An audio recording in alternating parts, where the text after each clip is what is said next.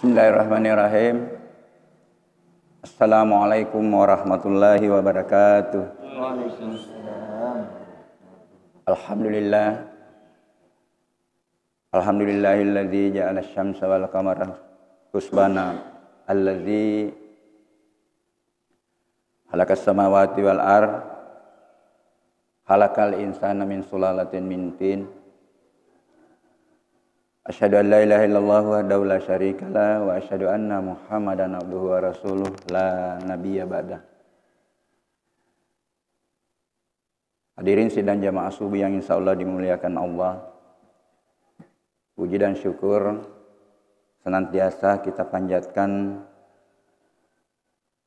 kehadirat Allah, Tuhan yang menciptakan langit dan bumi serta seluruh yang ada di dalamnya, termasuk menghadirkan corona yang sampai akhir ini belum kembali kepada habitat aslinya.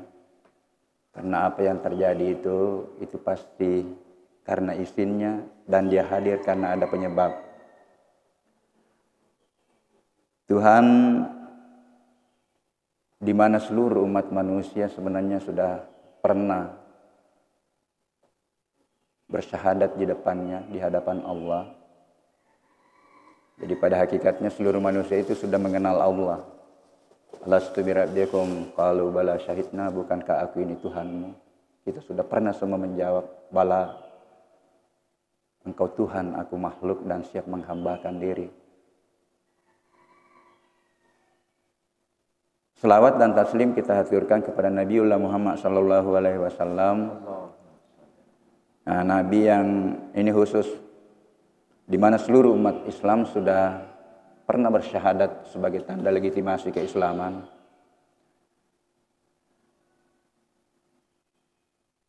Tetapi rupanya syahadat itu bukan hanya sekedar ucapan, tetapi merupakan bentuk komitmen bagaimana kita menjadikan Rasulullah sebagai suri teladan di dalam mengarungi hidup dan kehidupan kita, baik di dalam melaksanakan peran dan fungsi kehambaan Abdillah yang berimplikasi kepada amalan-amalan ritual kita. Bagaimana salat, kita sudah dicontohkan bagaimana mulianya salat jamaah, ya, tetapi ya dengan hadirnya corona ini segala sampai ibadah pun dipengaruhi. Biasanya dianjurkan kita untuk rapatkan saf, sekarang dianjurkan renggangkan saf. Jadi luar biasa. Jadi bahan renungan bagi kita semua. Terkadang saya merenung secara orang awam, sebagai orang yang awam, apakah sudah benar keputusan kita ini? Bahkan saya mencoba merenung bahwa kelihatannya dalam tanda petik Allah menunggu pendekatan yang lebih daripada apa yang kita lakukan sekarang. Saya katakan begini, bahwa pendekatan-pendekatan rasional yang kita lakukan, kelihatannya ini sudah berbulan-bulan itu masih naik turun.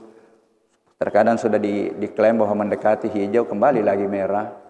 Jadi saya katakan mungkin ada sesuatu yang ditunggu oleh Allah, yang saya istilahkan pendekatan metafisik, pendekatan irasional, tetapi rasional sebenarnya.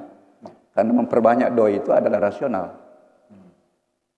Perbanyak zikir adalah rasional. Rasionalnya ya sentuh ilmunya Pak Prof Samsir. Saya memprovokasi juga teman-teman, saya bilang tasawuf pun sebelum menyentuh pada pemahaman vibrasi energi kuantum itu belum sampai menghayal terus. Tetapi ketika menyentuh pada bahwa segala aktivitas, segala suara ini adalah gelombang sebenarnya, itu insya Allah dia akan lebih mantap, dia punya pemahaman tentang yang gaib dalam tanda petik. Karena ini sebenarnya rahasia-rahasia keilmuan yang perlu kita mencoba merenungkan nanti. Nabi dan Rasul yang membawa Islam bukan hanya sekedar doktrin, tetapi membawa Islam sebagai nilai, dicontoh dan dilatihkan. pada umatnya. Dicontoh dan dilatihkan. Ini tantangan bagi kita dunia pendidikan. Sudah diatur di dalam standar nasional pendidikan bahwa ada 10 sikap tata nilai yang mau dicapai untuk membentuk karakter bangsa. Tapi saya katakan begini, sikap tata nilai itu bukan hanya diajar, bukan hanya dihafal. Tetapi dicontoh dan dilatihkan kepada anak didik kita untuk membentuk sikap dan karakter akhlak yang baik. Inilah tantangannya seorang pendidik. Tadi disampaikan Pak Moderator, sesuai dengan profesi, saya bilang luas sebenarnya profesiku. Karena kalau pendidik itu kan luas, ini ya, bisa pendidik di rumah tangga, pendidik di... Jadi sebenarnya bisa juga. Ya. Nah, hari ini kalau tidak salah sudah tanggal 28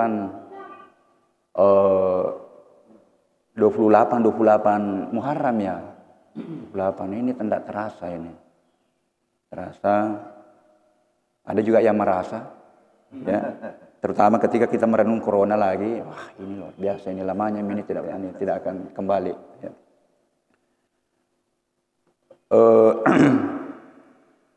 Nah rupanya anjuran Islam itu dan salah satu makna istiqamah itu, setiap perubahan waktu, setiap waktu sebenarnya itu kita harus tidak terlepas dari dua hal.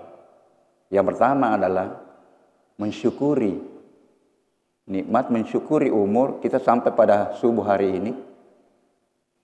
Karena ajal ini adalah rahasia Tuhan. Tidak ada yang tahu.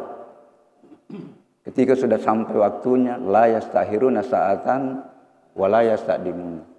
Mereka narafi wa tunna degahaga mulai pamaju dega mulai pamunduri. Banyak kita saksikan di media itu. Sementara berteriak kampanye jatuh. Sementara rapat jatuh. Karena tidak ada yang tahu kapan berakhir.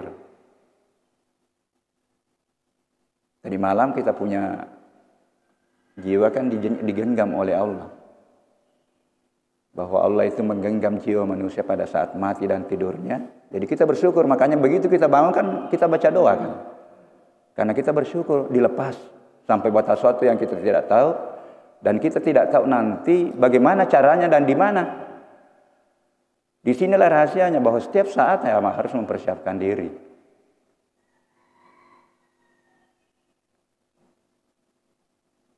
Kemudian yang kedua, yang harus kita lakukan mengevaluasi diri. Mengevaluasi diri. Supaya kita tahu diri. Sebenarnya itu ya pendekatan-pendekatan manajemen modern, apakah di dalam mengelola institusi, mengelola negara, sebenarnya itu dicontohkan oleh Islam. Kita kenal bermuhasabah. Ya. Dimodernkanlah oleh manajemen harus membuat suatu program itu berdasarkan evaluasi diri. Nah, evaluasi diri ini bisa masuk lebih sempit di dalam diri kita. Supaya kita tahu diri, terutama tadi tahu diri sebagai hamba dan mengenal Tuhan sebagai Khalik. Nah, apa yang perlu dievaluasi di dalam diri kita? Saya mencoba merenung karena ini saya kira ini adalah halaqah ya, bukan tausiah. Jadi kita saling nanti mengisi. Saya hanya mengantar saja apa yang saya paham sebagai seorang pembelajar yang memotivasi, sifatnya juga memotivasi teman-teman bahwa mudah-mudahan saya tidak keliru bahwa apapun bidang ilmu yang kita kaji adalah perjalanan spiritual untuk lebih mengenal Allah dan lebih mendekatkan diri kepadanya. Apapun sebenarnya. Karena ilmu umum yang berkembang itu kan mengkaji fakta, mengkaji peristiwa. Fakta peristiwa itu adalah ayat. Yang kita sebut dengan ayat-ayat kauniyah. Quran itu adalah ayat kauliyah. Yang luar biasa juga. Kitabun wal hikmah. Tertulis dan penuh dengan hikmah. Disinilah hikmah kita berebut dalam tanda petik untuk bagaimana mendapatkan hikmah dari dia. Jadi ada sesuatu yang bisa masuk di pikiran kita, yang bisa menjadi gagasan, itu sebenarnya dia dari dia. Karena Allah menyampaikan juga di dalam Al-Quran, yu'til hikmah man yasha, wa man yu'tal hikmah faqad utiya khairan katsira. Aku akan berikan kepada hikmah kepada siapa saja yang aku kehendaki, Dan barang siapa yang aku berikan, itulah sebenarnya kebaikan yang paling baik. Bayangkan kalau gagasan-gagasan itu keluar dari dia, yakin bahwa gagasan itu benar. Yakin. Cuma memang perjuangannya untuk bagaimana menegakkan itu pasti memang penuh tantangan lagi. Nah, saya selalu memulai untuk mengenang diri. Yang pertama yang dulu, yang kita harus pahami bahwa untuk apa sih kita diciptakan. Sudah sering disampaikan oleh para ustaz kita. Bahwa kita hadir di permukaan bumi ini tidak terlepas dari dua peran dan fungsi. Yang pertama, Allah menghadirkan kita untuk sebagai hamba untuk menyembah kepadanya. Aku tidak ciptakan jin dan manusia kecuali untuk menyembah kepada aku. Bagaimana menyembahnya? Nah, inilah. Semuanya nanti membutuhkan ilmu dan pemahaman. Saya mohon maaf, jadi akhirnya setelah saya merenung itu, bahwa setiap manusia harus memiliki pemahaman minimal 3. Yang pertama adalah bagaimana mengetahui dan memahami tentang dirinya. Nanti tingkatnya berbeda-beda. Kita yang sudah profesor ini harus lebih tinggi lagi pemahaman kita tentang diri. Karena ini tanggung jawab emosional, tanggung jawab umat. Kemudian yang kedua, pemahaman tentang lingkungan. Nah, lingkungan ini terbagi dua, lingkungan masyarakat dan lingkungan sosial. Harus dipahami. Yang ketiga adalah pemahaman tentang Tuhan. Tetapi ketika mantap pemahaman kita dari dua tadi, insya Allah kita akan temukan, memahami lebih mendalam siapa sih sebenarnya Tuhan. Kita pahami melalui sifatnya, kita pahami melalui namanya yang diperkenalkan, dia perkenalkan di dalam Al-Quran. Jadi saya merenung itu, oh dia memperkenalkan dirinya dalam Quran yang tertulis di situ, dan dia memperkenalkan dirinya di makhluknya. Saya temukan di tanaman, saya temukan di klorofil. Tetapi memang harus lebih mendalam itu. Klorofil masuk ke proses fotosintesis, harus bertanya kenapa ini terjadi, sampai nanti itu tidak bisa terjawab kecuali dia yang menjawab. Itulah dia. Sampai ke gen, sampai ke ini ya. Nah itu 3, jadi harus dipahami. Nah, peran yang kedua atau fungsi yang kedua, kita hadirkan sebagai khalifah. Ya ini khalifah banyak yang menerjemahkan berbeda-beda dan mengekspresikan di dalam melakukan peran kekhalifahan yang berbeda-beda. Dan ini yang menarik karena di dalam surah Al-Baqarah 30 kan tidak salah saya, wa qala rabbuka lil malaikati inni ja'ilun fil ardi khalifah. Ini menarik sebenarnya ini kalau kita renungkan, karena kelihatannya apa prosesnya malaikat itu terbukti sekarang.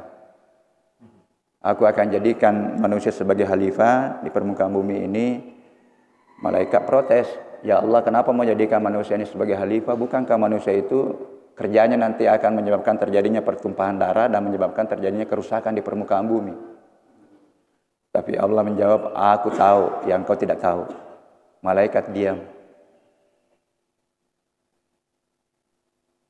Jadi ini memang apa yang terjadi itu adalah kehendak. Seluruh diciptakan berpasangan untuk menguji kita, ya. Dihadirkan di dalam diri kita ada takwa, ada fujur.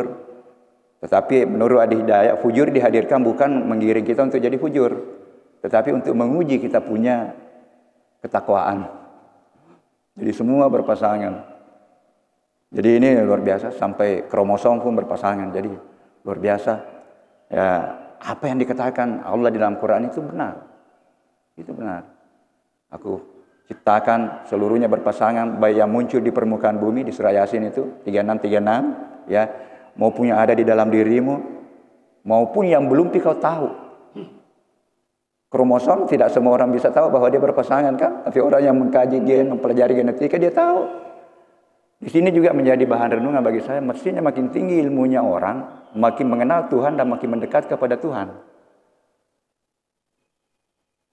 Terkadang ada mahasiswa yang protes saya, kenapa Pak di luar negeri itu ada doktor, ada ini, tetapi dia justru jadi ateis. Karena caranya mencari ilmu yang tidak tepat. Ya. Filsafat yang dipakai untuk mengkaji kebesaran Allah ya filsafat rasional. Ketika semua yang tidak irasional dikatakan tidak ada, ya jadi dia. Nah, makanya inilah yang perlu juga kita di negara Muslim ini untuk melakukan suatu rekonstruksi untuk pemahaman filsafat, untuk bagaimana memperkaya kita punya ilmu, bahwa ilmu itu tidak terlepas dari nilai-nilai Tuhan, nilai-nilai spiritual. Sehingga saya katakan begini bahwa dari pandangan filsafat harus dikoreksi aspek ontologi dari filsafat itu, bahwa seluruh bidang ilmu harus menyentuh objek forma mengenai ketuhanan. Bahwa ilmu apapun sebenarnya adalah sentuhannya adalah kalau hanya sampai pada tingkatan kebenaran ilmiah, tidak mengantar kepada renungan keberadaan Allah, berarti ilmu itu masih dangkal. Ini yang terjadi, pemisahan. Wah, itu tidak bisa itu karena dia tidak irasional. Ada kebenaran yang sumbernya dia tidak rasional, tetapi pembuktiannya di lapangan dia bisa terjadi rasional. Banyak sekali di kesehatan di bidang ini dikatakan tidak bisa ini hidup tinggal 2 bulan. Dia melakukan suatu amalan-amalan tertentu karena kehendak Allah, dia bertahun-tahun malah menjadi penulis buku. Ada yaitu buku yang berjudul Sikirku Menyembuhkan Kankerku. Itu divonis berapa bulan hidup sampai jadi penulis buku, masih hidup.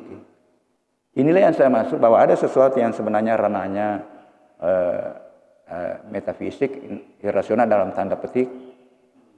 Sebenarnya kenyataannya dia rasional. Inilah yang perlu doa itu adalah rasional. Mengadu kepada Allah adalah sesuatu yang rasional. Nah itu, jadi itu 2, dan ini fungsi dan peran kehalifaan, ya. Ini juga menarik. Saya hampir kalau berdakwah itu terkadang fokus ke situ, karena di dalam melaksanakan peran kehalifaan tidak terlepas dari 2 hubungan. Hubungan yang terkait dengan kemasyarakatan, terkait dengan manusia, dan hubungan yang terkait dengan bagaimana mengelola alam. Nah inilah bidang kajian saya. Pertanyaan itu kan bersentuhan dengan bagaimana memanfaatkan alam. Tapi semua ujung-ujungnya bagaimana mengelola alam dengan tidak merusak, dengan mensejahterakan. Nah, kedua hubungan inilah terkadang lebih sulit ditata di dalam kehidupan kita daripada bagaimana tadi hablum minallah. Rajin ke masjid sudah tepat waktu, tetapi apakah amalan-amalan ritual kita itu sudah berdampak di dalam melaksanakan profesi itu di antara sholat. Biasa kape yang kali ingat sama tata riolo magampat tuh buat nasa masam pajangi, tetapi falau lagi nasa pajangi mawatang. Semudah itu sholat, tetapi bagaimana di antara sholat itu bisa menata hidup kita. Dan itu rupanya bahasa Quran. Karena mudah-mudahan saya tidak keliru bahwa seluruh amalan-amalan ritual adalah ujungnya pada perubahan perilaku. Ini bahan koreksi juga bagi saya. Kalau masih saya suka marah-marah, suka ini, berarti belum mantap saya punya pendekatan. Karena Allah mengatakan orang sabar itu bersama dengan aku. Kalau sudah bersama dengan Allah berarti insya Allah sudah ditata perilakunya, ya. Ada kan itu hadis qudsi itu bahwa ketika sudah bagus itu pendekatan kita, keluar di mulutnya itu adalah dia, ya ucapannya, gerakan-gerakannya adalah gerakannya, tapi kita belum, berarti harus dikoreksi sholat kita. Kan itu tadi bahwa rupanya kita sudah lulus di dalam melaksanakan ritual, tetapi belum tentu lulus di dalam interaksi sosial. Ini yang paling berat. Apalagi kalau sama-sama menganggap dirinya benar. Berinteraksi sosial di dalam institusi, ada pemimpin, ada yang dipimpin. Ini yang kemarin dibahas itu mengenai spiritual leadership. Saya bilang, ya Allah, mudah-mudahan memang tidak mudah menjadi suatu pemimpin. Karena ya menegakkan, sudah ada dicontohkan oleh Rasulullah dengan 4 itu. Saya mohon maaf, belum semua mungkin di dalam suatu komunitas, dalam suatu institusi mau amanah, mau sidik. Termasuk di dalam negara ini. Tidak semua orang bahwa mau menegakkan kejujuran. Bahkan terkadang dianggap aneh kalau ini kan.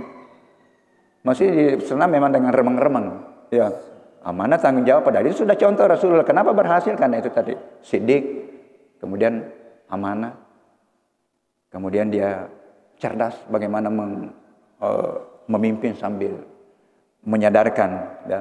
Sehingga kemarin itu saya kasih ada catatan satu bahwa salah satu fungsi kepemimpinan akan memberikan pengaruh dan mempengaruhi yang dipimpin itu sesuai dengan apa yang kita pikirkan tadi, apalagi terkait dengan kejujuran tadi, itu tidak mudah. Harus disamakan persepsi kita bahwa ini adalah jalan untuk keberhasilan, jalan untuk amanah, jalan untuk bagaimana kita nanti mempertanggungjawabkan di hadapan Allah. Yang inilah yang tidak mudah. Nah, jadi itu yang setiap saat harus dikoreksi. Nah, cukup. Ya, ya. Nah, kemudian kedua adalah nanti bagaimana mengenal diri. Jadi mungkin saya nanti memang mungkin karena ini berkelanjutan saya bikin kurikulumnya, ya. Nah, mengenal diri, ya, mengenal diri. Ya, diri. Saya kira kita sudah kenal semua, tahu bahwa diri kita ini ada jasad. Ini nanti yang saya masuk mungkin sisi lain. Jasad itu bahwa disitulah sebenarnya fungsi-fungsi metabolisme, peran-peran metabolisme untuk menata jasad. Nah, di situ nanti sampai biofisika kimia yang berperan di situ. Sehingga saya lagi coba bertanya bahwa kimia, fisika, biologi mestinya diajarkan untuk semua bidang ilmu untuk lebih mengenal diri. Kemudian mengenal diri ada jiwa. Ini harus kita tahu juga sebenarnya psikologi sedikit.